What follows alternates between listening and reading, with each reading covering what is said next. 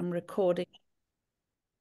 I'd like to start by introducing Sarah Woodbury, a renowned author of wonderful Welsh novels set in Wales.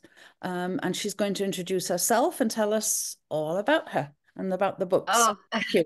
Welcome, Sarah. thank you. Oh, Thank I'm you. So, sorry. I'm going to have everybody mute while Sarah is talking, and then at the end of it, we'll have a question time when you can unmute. yes, and I'm going to just say a few words now and then I have a PowerPoint, so I'm going to share the screen.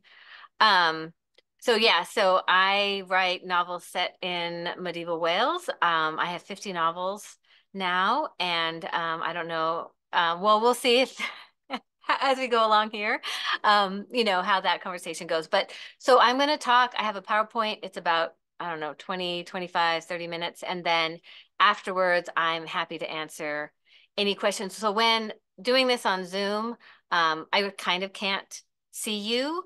So if something goes awry, please like break in and let me know.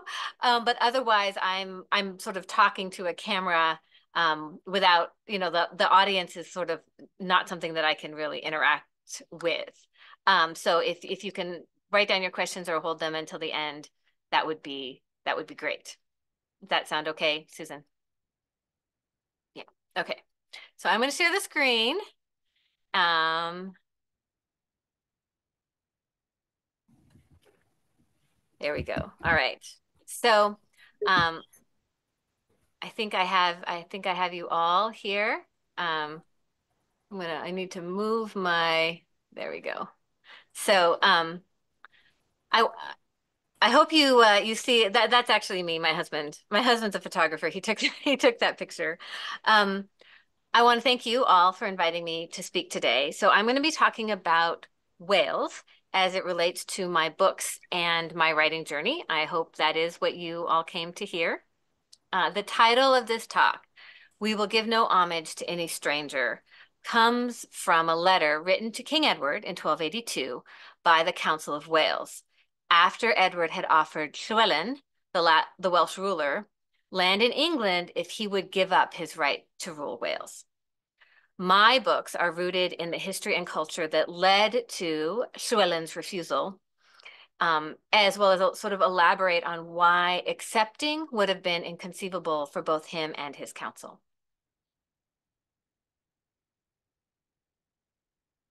But before we get into that, I thought I should give you a bit of background about me. Whenever I talk to people about writing books, they often ask if I always wanted to be a writer. And the answer to that is complicated. I started writing when I was very young. This is me when I was 4, preparing to go outside and stomp about in our swamp. I was a very creative child, always wandering that swamp, making up poetry and singing songs to myself. I continued in this vein through elementary school. This is my poetry journal from 4th grade. Not something that was part of the curriculum at all, but just an indication that until I was 12, my parents thought I was going to be a hippie. I'm not sure what changed exactly, but around middle school age, I began to focus on school instead. School happened to be something that I was very good at, to the point that I literally forgot about my creative side.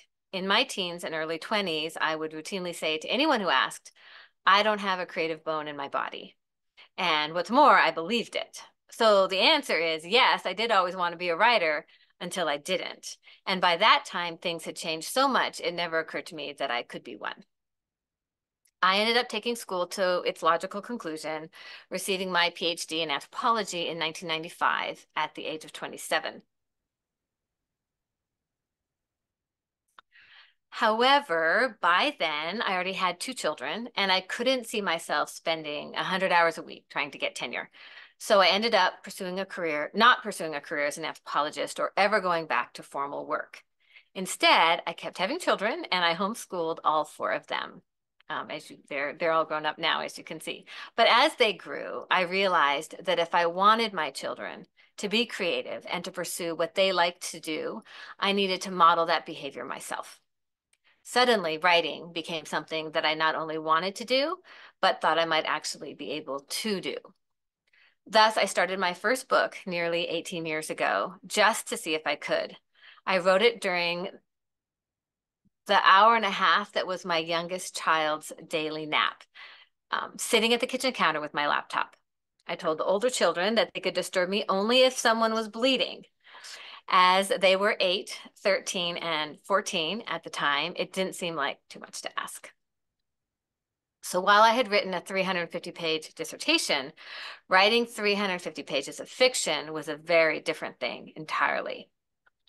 The first book was essentially Lord of the Rings fan fiction involving elves and magic stones, and it was bad in a way that I think a lot of first books are bad.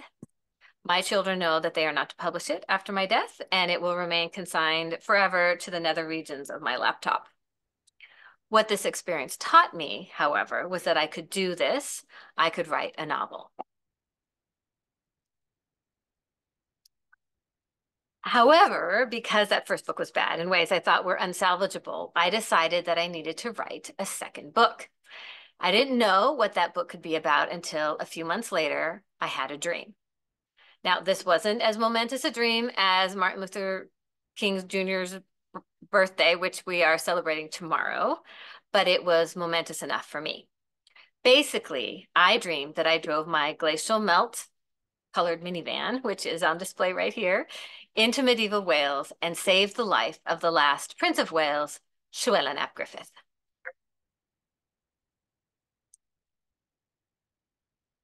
Upon waking, I immediately realized I needed to write this book.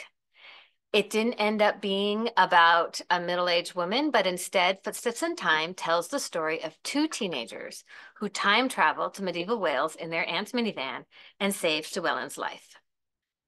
The fact that I had this dream at all, however, begs the question, how in the heck did I end up dreaming about a medieval Prince of Wales in the first place?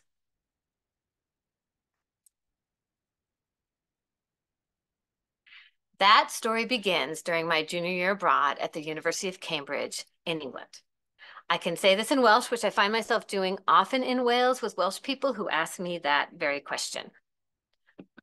And I answer, Des I Gymru y tro cyntaf yn ystad fy amser yn y prifysgol. Nes I ymweld I Castell Conwy, y syrthio mewn cariad. Wedyn, ddyrodd fy dad wrth y fi ges I deulu oedd yn byw yn Gymru 400 mlynedd yn ôl. A nes I ddechrau darllen popeth o'n i'n medru am Gymru yn y canol oesoedd.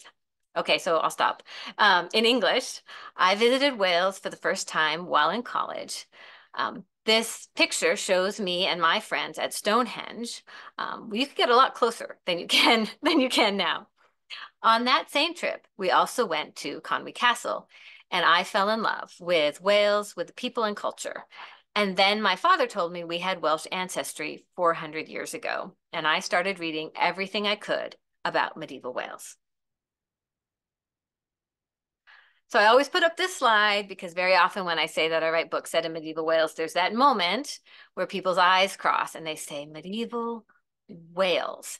You all know about Wales, obviously, but that knowledge isn't shared by most Americans. So maybe you've had this experience too.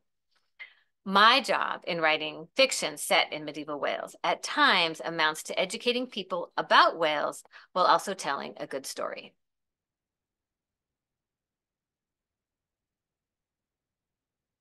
Historically, Wales and Britain in general experienced a series of invasions throughout the millennia. They were initially Celtic, which the Romans, when they came, called Britons, and the island Britain or Britannia. Then the Saxons came, naming those people Welsh, which means foreigner in Saxon, and pushing them west. Although they'd once controlled all of Britain, the now Welsh ended up with just this little bit we now call Wales.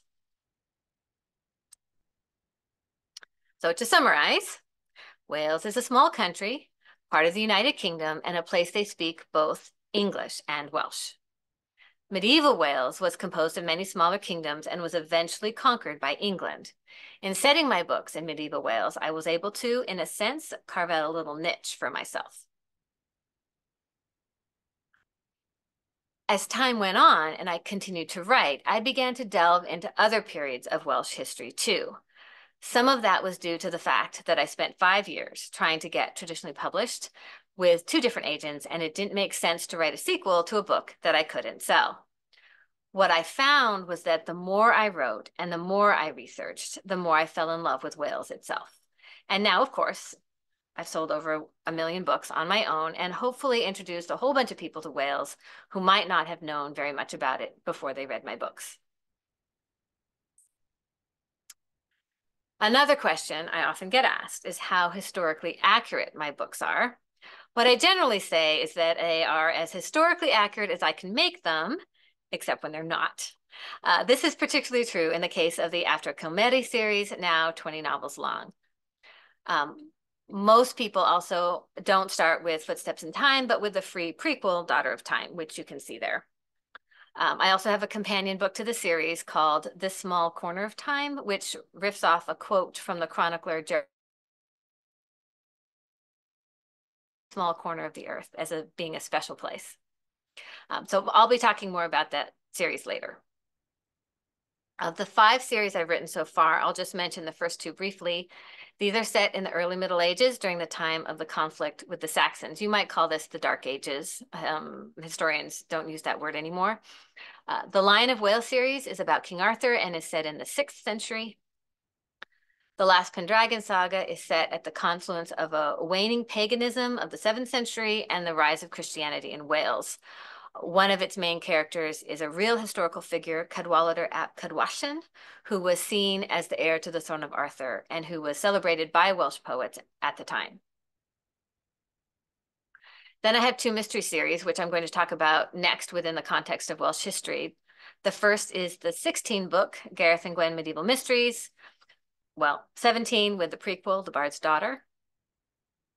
And the second is the Welsh Guard Mysteries, which takes place in real history in 1284 after the death of Llywelyn. So for the most part, the time period in Wales in which I have focused the most is the era of independence before Wales was conquered by England. This is essentially from the post-Roman period after 410 AD, when the legions marched away, to the death of Llywelyn ap Griffith in 1282. This was not a dark ages for the Welsh, but a flourishing of Welsh culture. Looking at this map again, the 3 main kingdoms at the time were Gwynedd, Deheubarth, and Powys. During this time, the Welsh developed their culture, their customs, and laws, most of which already dated back hundreds of years.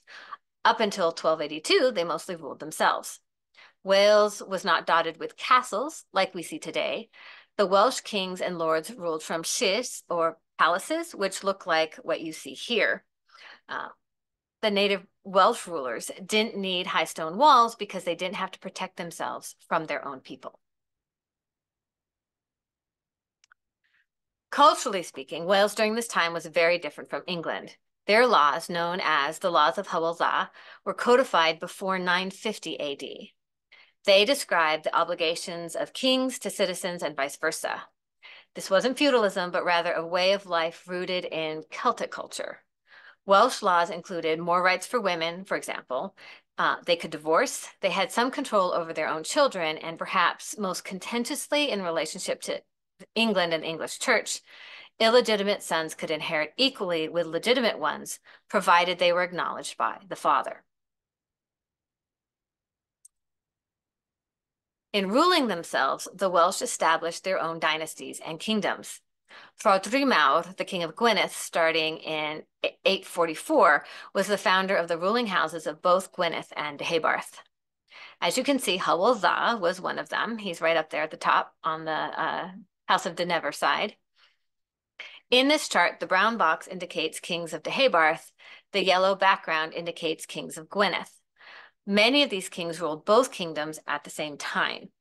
Overall, these families ruled most of Wales for close to 450 years. For our purposes today, both the After Clonmeri series and the Welsh Guard mysteries take place during the time of Llywelyn the Last, Llywelyn ap Griffith, who ruled all of Wales. Others are earlier, including the Gareth and Gwen medieval mysteries, which are set during the reign of Owain Gwynedd, who ruled Gwynedd from 1137 to 1170.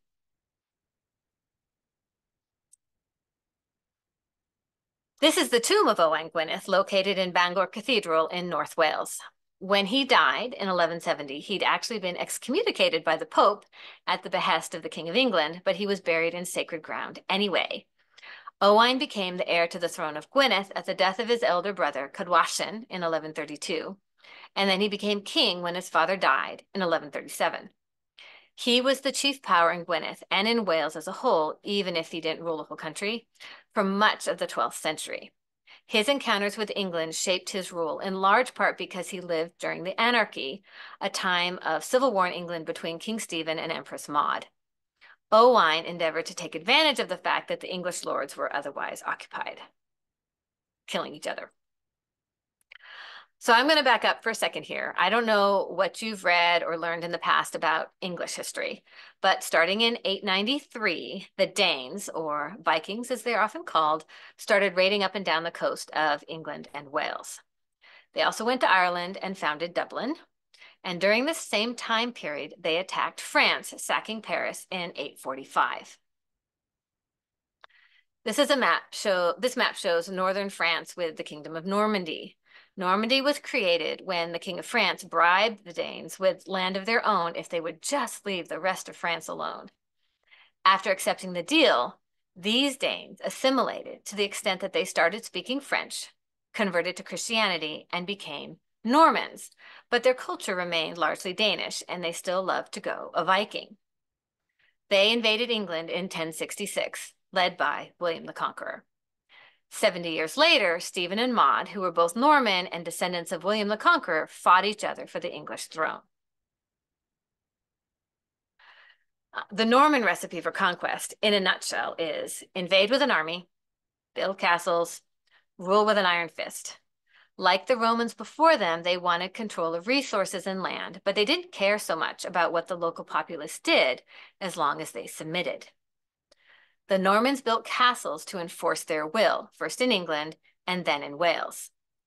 Castles had been relatively scarce up until that point because, as I noted earlier, native rulers have no need to defend themselves from their own people.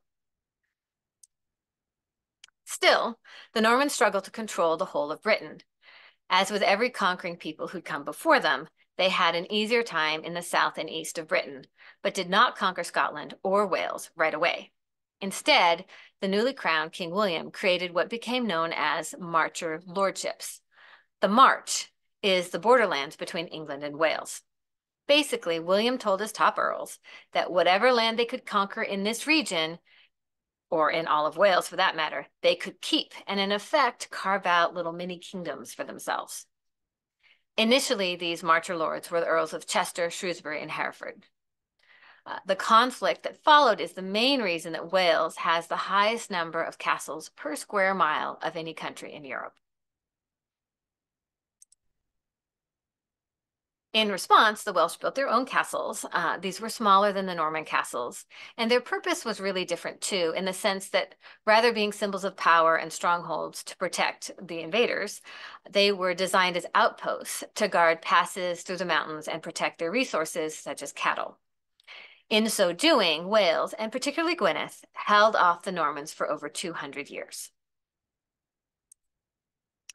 This is the setting for the Gareth and Gwen medieval mysteries, which begin in 1143 with The Good Knight. In writing this series, it was interesting for me to think about the difference between this time period and that of Llywelyn, which came later. There's an innocence to me in this earlier century. Like, bad stuff happens, but in the back of my mind is always the knowledge that it could be so much worse, and my characters don't know it. The Welsh quest to maintain their independence is a common thread running through all 16 of these mysteries as well. Well, again, with 17 with a prequel. So fast forwarding 150 years, The next time period I want to talk about is the end of the reign of Llywelyn ap Griffith.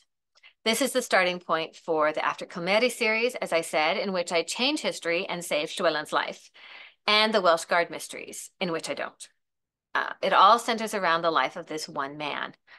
Llywelyn was important, not just to me, because his lifespan and rule encompassed the last 50 years of Welsh independence. Over the course of the 13th century, the Welsh had been forced to engage more and more with the Normans and found their position growing weaker. This brought Llywelyn into increasing conflict with the kings of England, initially Henry III and then King Edward I. The First Welsh War in 1277 resulted in a terrible loss for the Welsh and a nearly complete takeover of the country by England. Llywelyn's lands were reduced to those in Gwynedd, west of the Conwy River. His brother Dafydd, who had supported King Edward in this war, and that's a whole nother talk in and of itself, was given most of the lands to the east. But then, even Dafydd regretted the bargain he'd made. On Palm Sunday, 1282, he began his rebellion by attacking Hawarden Castle in the north, while coordinating with Welsh in the south to simultaneously attack the castles Edward had built at Aberystwyth and Harlech. With this attack, the Welsh forces completely surprised the English.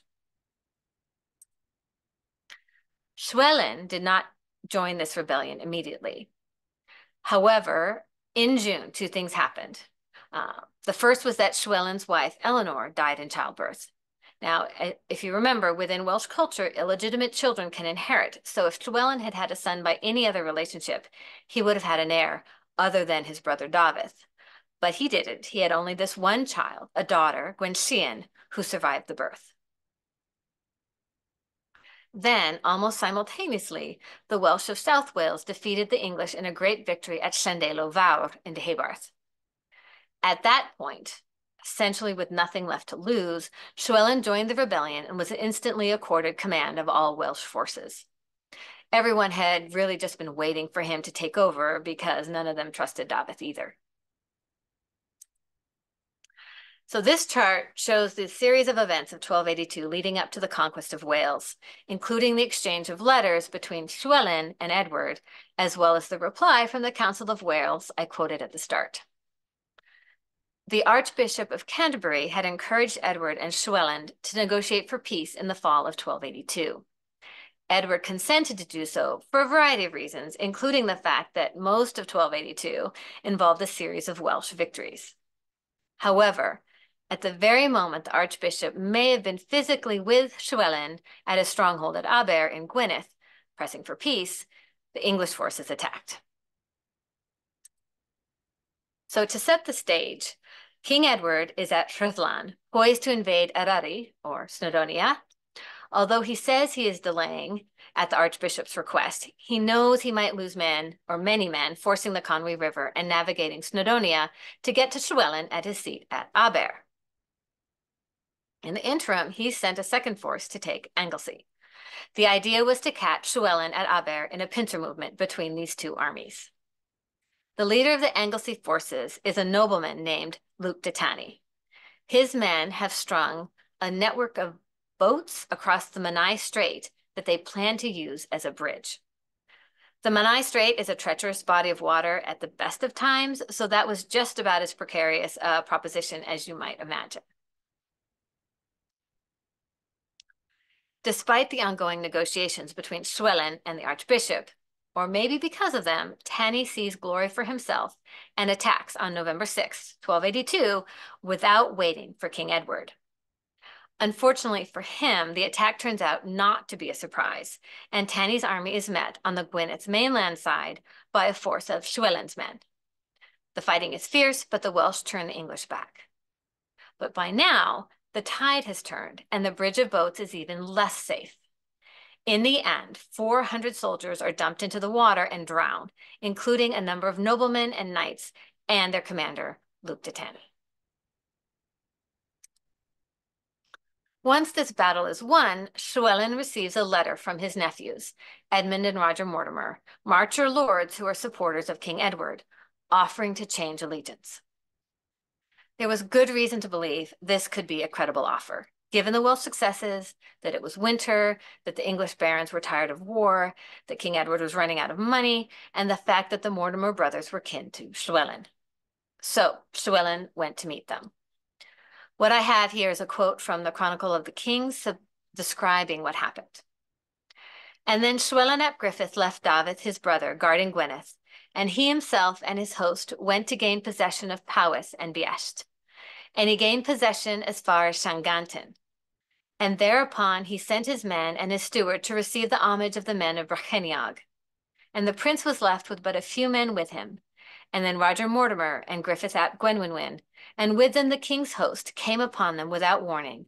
And then Llywelyn and his foremost men were slain on the day of Damasus the Pope, a fortnight to the day from Christmas Day, and that was a Friday.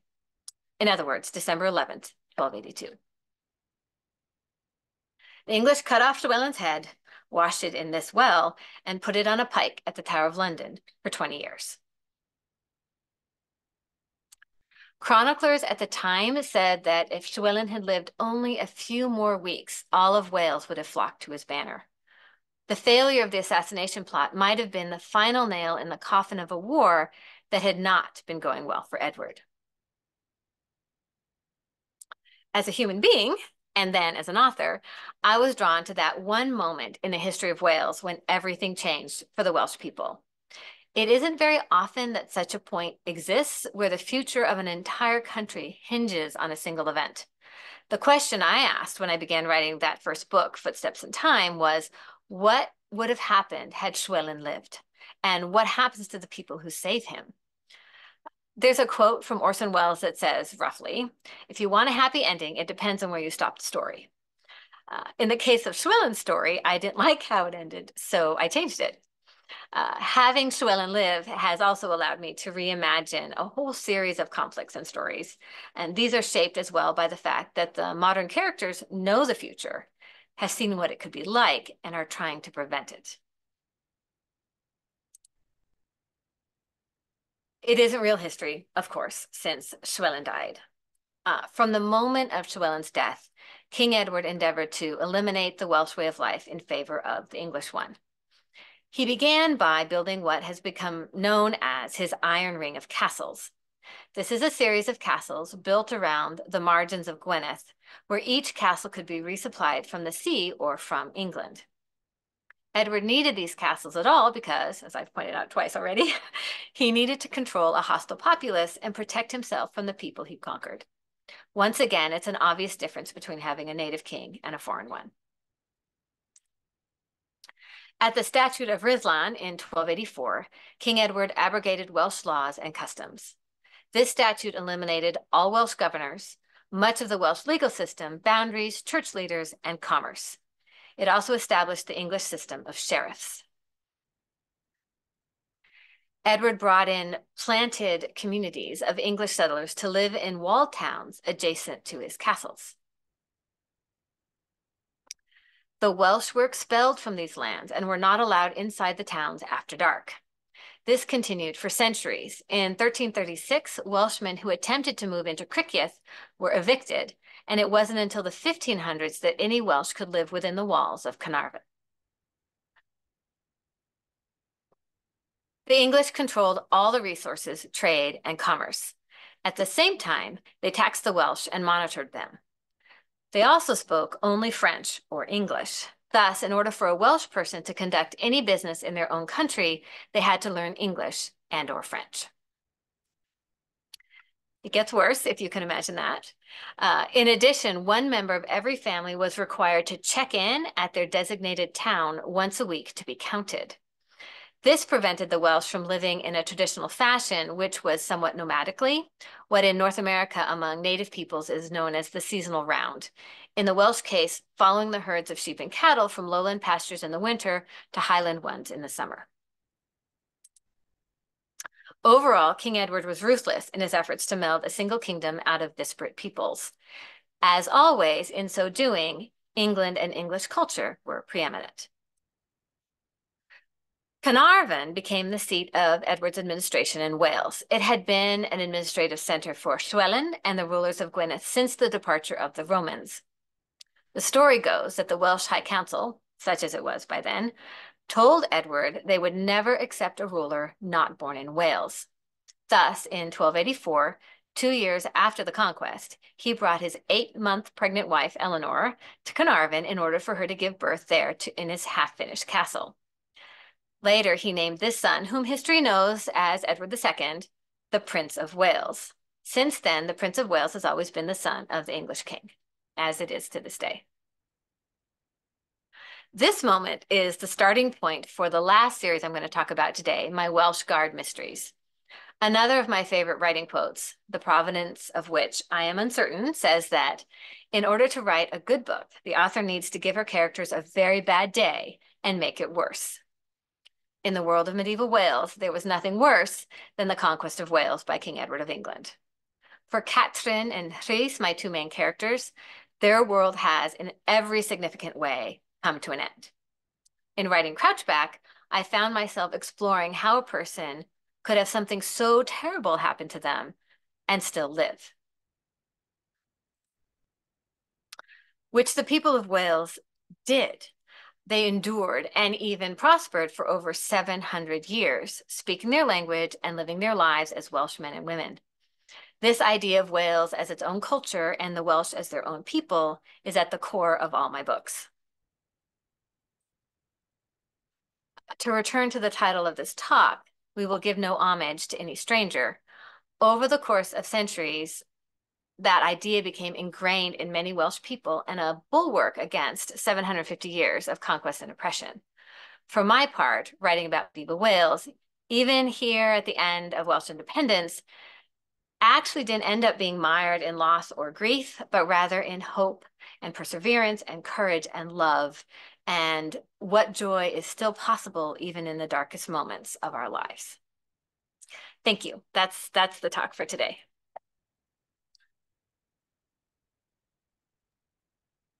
Thank you so much. So interesting, sad as well for me to hear Yeah. the history of Wales. That's why I changed it. Yeah, but it's also there's the new song that was written by name has escaped me, called Yma o Hyd, which Yeah. is a wonderful song, which means we are still here. So Yeah. and we certainly are. So thank you so much. Fascinating.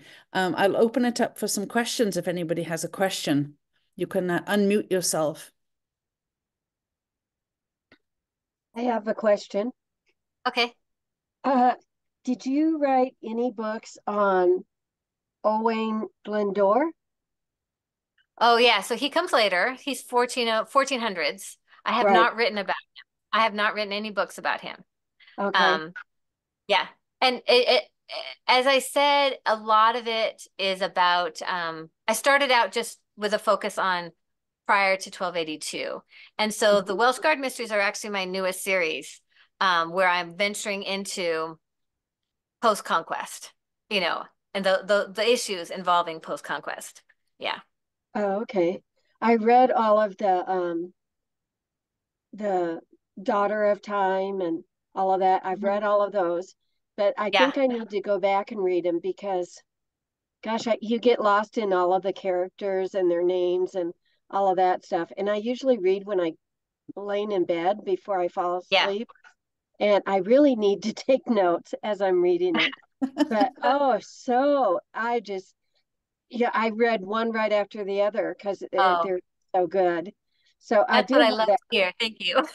Yeah, I have that Crouchback book, but I haven't started it yet. So, I think for many people, particularly the ones that have read the After Comedy series where Llewellyn lives, like mhm. facing the fact that he didn't can be difficult. But I was it took me a long time to write to get sort of the gumption to write that book. But I honestly that series is super enjoyable for me to write, and I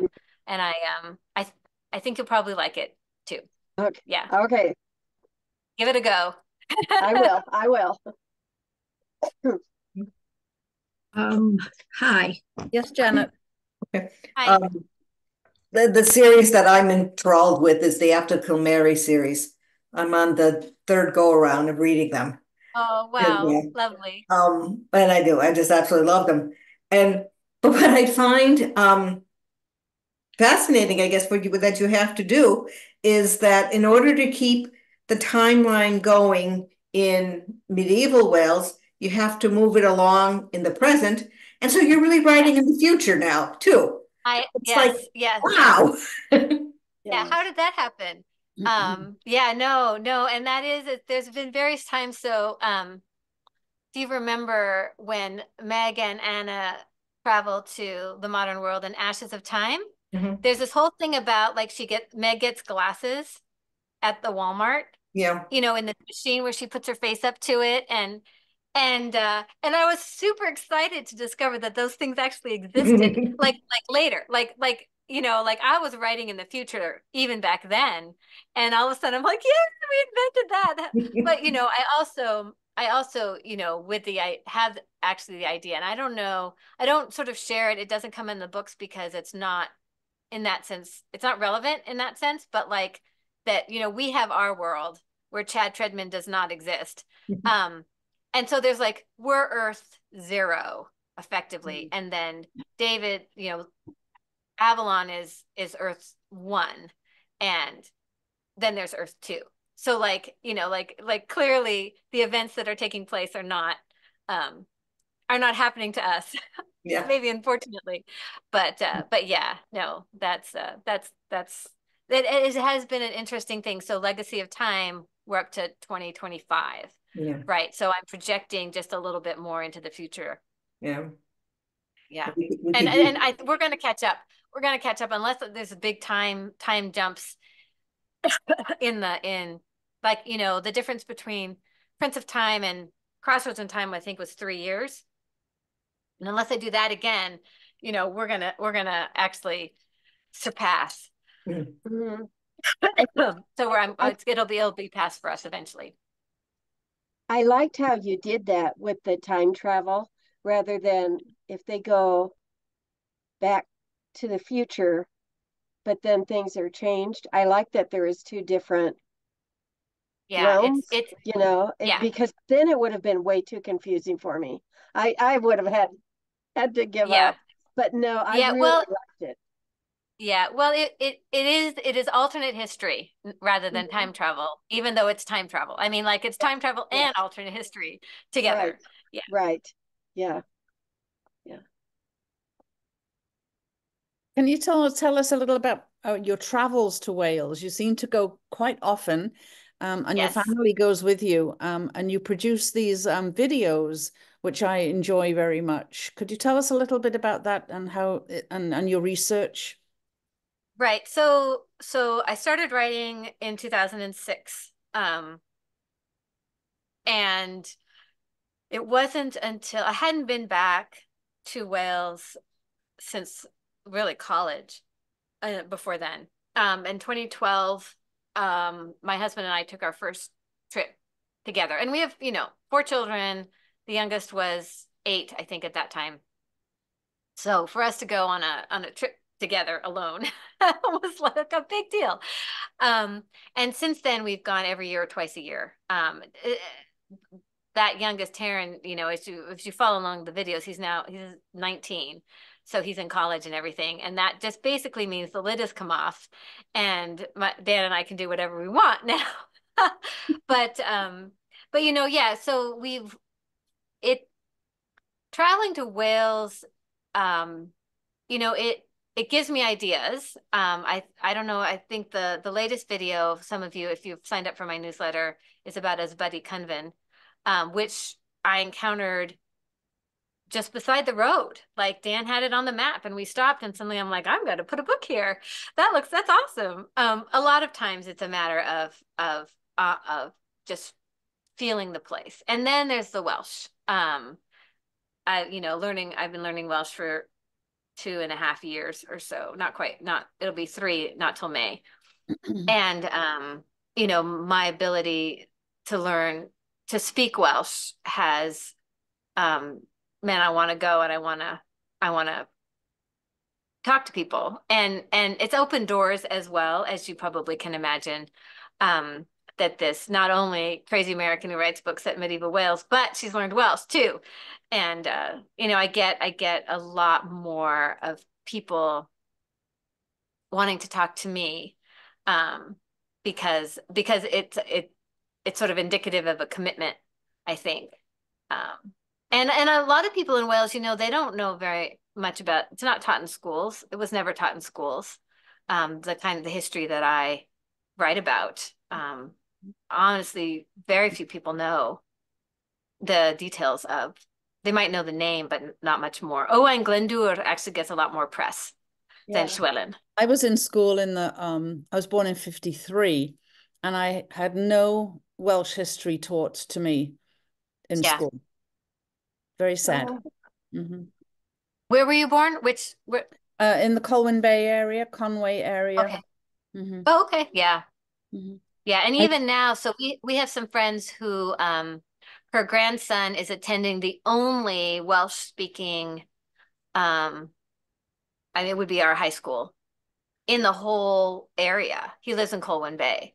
And like you have to, in order, I mean, you go to Conwy and you can find people who speak Welsh, but it's still you know, there's just not much that well, the coast, unfortunately, became quite anglicized with tourism. But there's still quite a lot of Welsh speakers. Magdalene. Yes, I was just about to say, because you were in the north, I was in the south, but we were pretty much, very much on the English-Welsh border there. So yes, in my grandmother's day, it was outlawed to speak Welsh. You just couldn't do it. You wore the Welsh knot if you were in school, and the last kid in school to have that on got a beating. And my grandmother was born in 1876. We lived with them until I was 17. So yeah, we had all those stories about how you couldn't speak Welsh in the southeast. And I think for the northeast too, it was pretty much the same way, right? Because there was too much English influence there. Right. Especially with the coal mines and the people, all the English people, coal Sarah, miners. have you traced your Welsh family back? Mine? Yes, Sarah. No. Yeah, no. I actually did.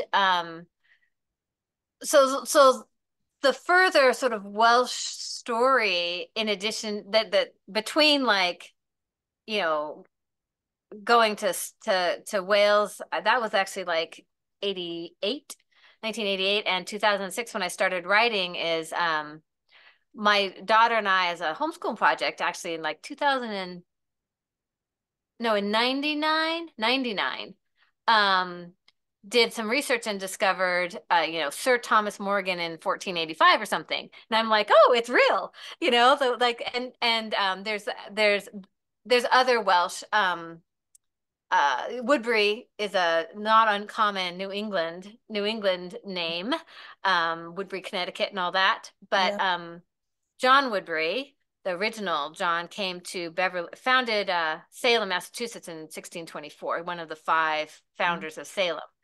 1628, he went back to Britain and came back with his brother, William, but William joined the church in Salem as a Welshman. Which kind of is like saying a lot at that time, 1630. But then there was the Morgans were a brother and sister who came to Salem, Beverly, and one married into my mom's side of the family and one married into my dad's. So yeah, but this is like, I don't know, 1680 kind of ish. And then, so I had that, and then a reader who was also a genealogist in Wales, said, oh, you know, that guy, Thomas Morgan or whatever that you're descended from, is fairly well known, and his genealogy is well known, and he just sort of gave me the rest, like all the way back to not Owain Gwynedd himself, but Griffith's Epkin. I'm descended from Griffith ap Kinnan through Gwen Sheehan, who's the daughter who married the King of Haybarth and had the Lord Place, who was one of the next main ruler of the 12th century. And that also means like descended from Brian Boru, the High King of Ireland, and what's Citric Silkbeard, you know, King of Dublin, and as well, some of that is also King Henry I of England, because there was a marcher marriage between his illegitimate daughter and Robert of Gloucester's illegitimate daughter and a Welsh marcher person. So anyway, yeah, all of that. You have a cousin on here today. Susan Jenkins Mears is descended from Gwenllian also. Oh, nice. Yeah. Nice. Well, I'm Your hand sure up, it's Susan. not uncommon.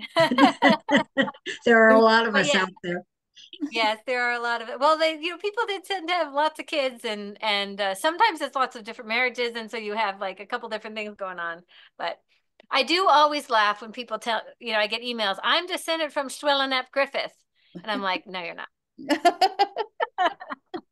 I mean, I don't usually say that, but in my head, I say, no, you're not. He had no children. I mean, well, Gwen Sheehan, he had this one Gwen Sheehan, but then she was basically kidnapped from Aber and spent her life in a convent. So there were no descendants of Llywelyn anymore.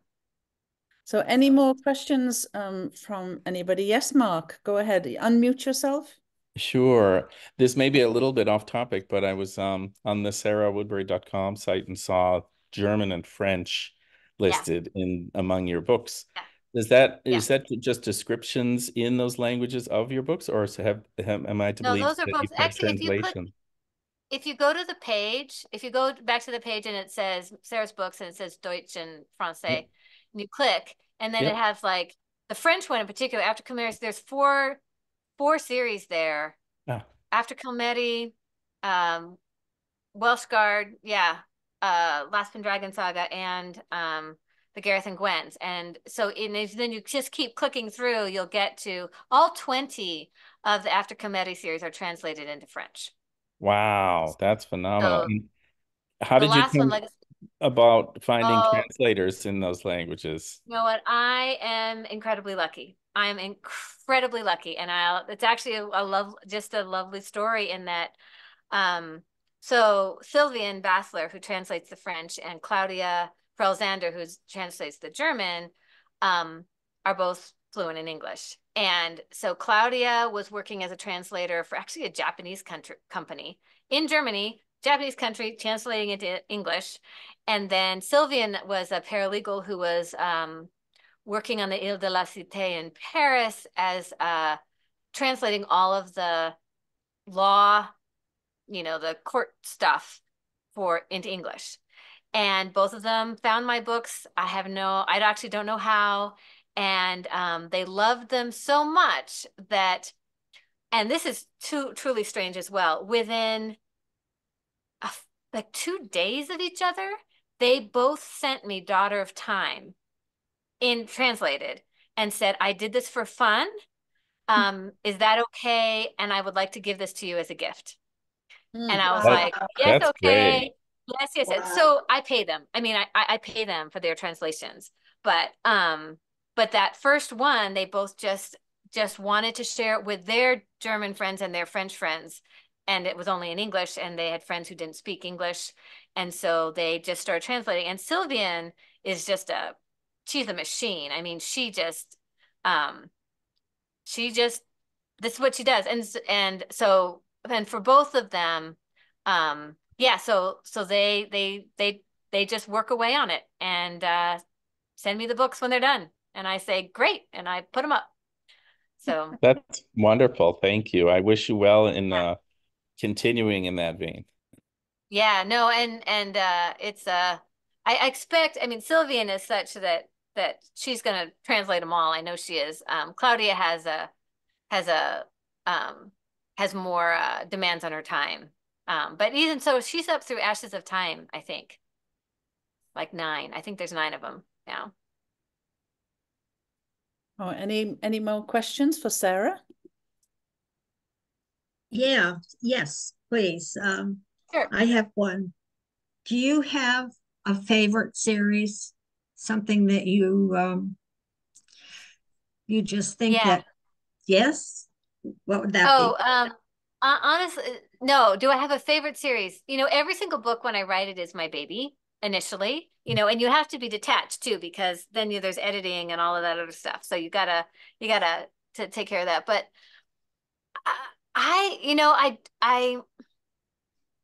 each of the series has their own. I mean, like, I honestly, I love the Last Pendragon Saga. Like, so many fewer people have read it than the After Commodity series, which I love that series. I mean, like, I wrote it. I mean, it was almost like fan fiction for me, you know, starting out that series. It's like I had this idea of saving Llewellyn's life, and I wanted to see how it would, how it would play out. Um, yeah, no, and I love them all. I mean, the Last Pendragon Saga and the Lion of Wales are done, right? So I'm not playing in that playground anymore. And I always love it when I get email of somebody who says that they read them and loved them. The ongoing ones, I'm like, I just published The Legacy of Time, The Admiral Physician, which is the 16th Gareth and Gwen, comes out in March. It's mostly done. And then I'm working on the next Welsh Guard right now, the fifth there. So like in each moment, I love each one, you know. Otherwise, I wouldn't write it, like Right. I'm not going to sit there like, oh, I don't like this. I don't want to read this. Yeah. Why do I have these characters? Well, I'm convinced after this meeting today that I'm going to go back and read absolutely everything again. Yeah, me Thank too. you. Aw, Yeah, that's it's lovely. yeah. Thank you. Well, enjoy. I'm happy to. And they're also, I mean, one of the things, they're also Legacy of Time audiobook just dropped today. If anybody does audio. Um, they're all in audio, they're all in paperback, they're all in hardback. They're not just all, like there's other formats. I have people who switch back and forth between them all as well. So Well, How I have come upon you was I guess I get the emails from Book Bob, yeah, and they offered at one point, it said Medieval Heroes of Wales, and it was the first four. It was the first book yeah, of the four series, and it was free. yeah. Free book, and that's what got me hooked. Mhm. Yeah. Well, that is the Ebooks. entire goal. Like I don't want to sit here and sell books. Like that's not. But if I give them away for free and then it's like, you lost your time. Like if you didn't like it, that's fine. Right. But all you've lost is time, not I don't want to buy my book all the time. I mean, that was always the part of all of this that was not my thing. So I'm super glad to hear. Like it's a free book. If you like it, great. If not, that's okay too. Yep. And then I've bought the next 19 of Yeah, after well, see, that's Mary. that's what you want. That is totally. Right. Go Yes, ahead, Magdalene, Magdalene. go ahead. Sarah, Sue had asked if anybody would be interested in starting an online book club or a Zoom book club or a FaceTime book club. I said, so I don't know. I'm probably the only person that hasn't read any of your books yet. So, but I get through books very, very quickly. Anyway, I said I would think about it. I said I would read a book and think about it. But thinking about it now, I didn't realize that you had written so many books.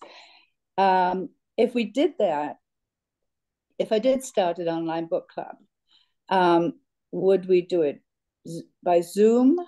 How would we structure it? Would we do it by starting at the very beginning of each series and going right through the whole thing? Or with all the different series you have, it might get a little complicated. And also how many people would be interested in reading and discussing a book. It's not Sarah, would you all. have any recommendations for whether we should start back in history at the first one and work our way through them?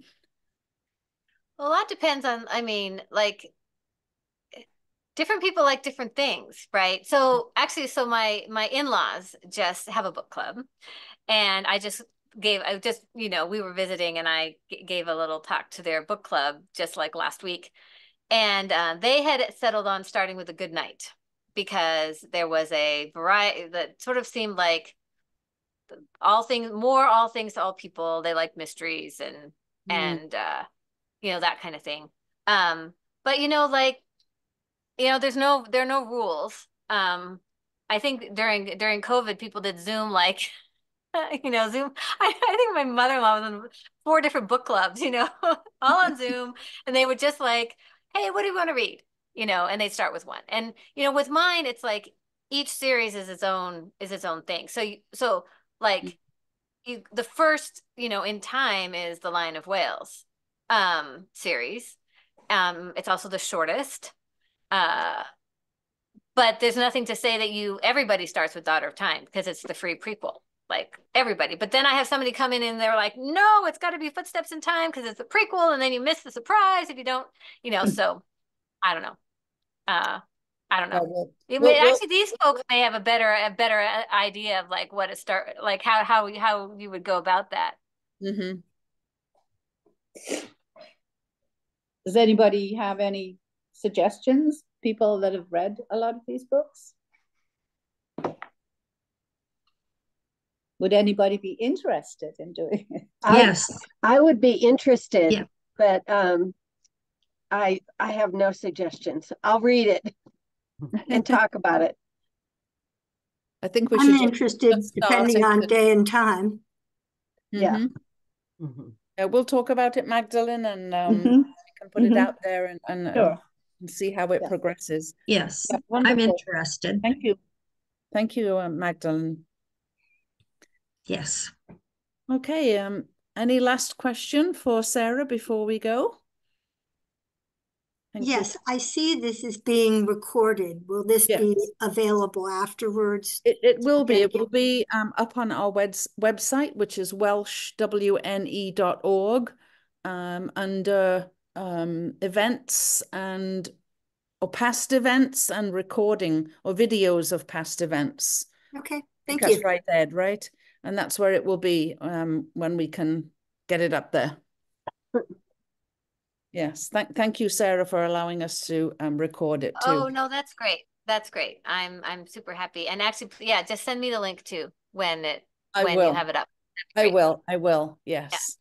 Yeah. Okay, everybody. Thank you very much. Thank and Sarah. Thank you, Sarah, and thank you, Susan, for organizing this. Yes. Thank you. Thank you, everybody. It's been a wonderful afternoon. It was a delight. It certainly was. Wonderful to meet you, Sarah. Yeah. Right. Thank you. Thank you, everybody. Bye-bye. Bye-bye. Bye. Bye-bye, everybody. I'm leaving to go to a birthday party. Yeah.